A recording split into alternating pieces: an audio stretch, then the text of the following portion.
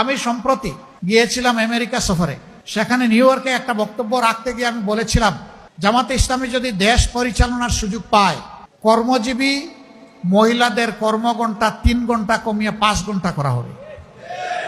আরে যাই বলছি, বাংলাদেশের বঙ্গোপসাগরে জোয়ার শুরু হয়ে গেছে, চতুর্দিকে সমালোচনার ঝড়। হায় হায়, কি বলল জামাতের আমির সাহেব, এখন তো আর মহিলারা কোনো কাজই পাবে না। যারা বিভিন্ন কাজে নিয়োগ করবে তারা বলবে, বাবা আমার এই 5 ঘন্টা দিয়ে 8 ঘন্টার বেতন দিয়ে আমার তো পোষাবে না, আমার দরকার নাই মহিলা কর্মজীবী, মহিলা কর্মকর্তা আমার প্রয়োজন নেই। কারণ মালিক টাকা খাবে কেন? আরেক দল বলতেছে, যাও মহিলারা একটু রুজি রোজগার করতো, রাস্তাটা দিলেন আপনি বন্ধ করে। ভাই, একদিনে সব কথা বলা যায় না। বিবেচনা না করে, চিন্তা না করে এই কথা বলি নাই। আপনি কি আরেকটা মিটিংয়ে একজন প্রশ্ন করছে ভার্জিনিয়ায়, যে আপনি বলেছেন মহিলাদের কর্মঘণ্টা কমিয়ে দেবেন, এটা কি বৈষম্য না?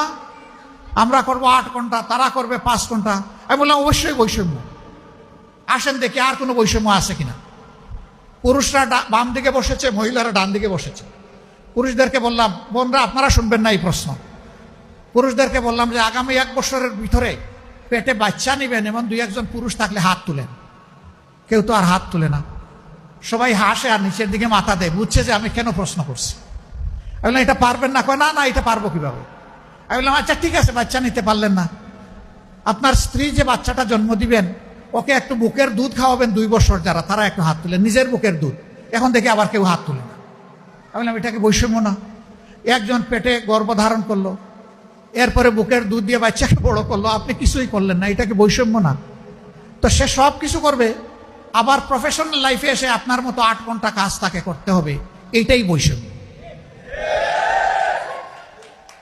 এখন বলবেন যে শিল্প মালিক বাঁচবে কেমনে, সরকারের কাজ হবে কেমনে? অবশ্যই হবে। যে জাতি তার মাকে সম্মান করে, আল্লাহ সেই জাতিকে সম্মানিত করেন। চোররা চুরি করে সমাজ থেকে পকেট কেটে লুণ্ঠন করে যেই টাকা নিয়ে যায়, সেই টাকা যদি ফেরত আসে, সেই টাকা যদি সদ্ব্যবহার করা যায়, মায়েকে রানীর মর্যাদায় প্রতিষ্ঠিত করা হবে ইনশাআল্লাহ। কার গায়ে জ্বললো আর কার গায়ে জ্বললো না এটা দেখার সময় আমাদের নেই।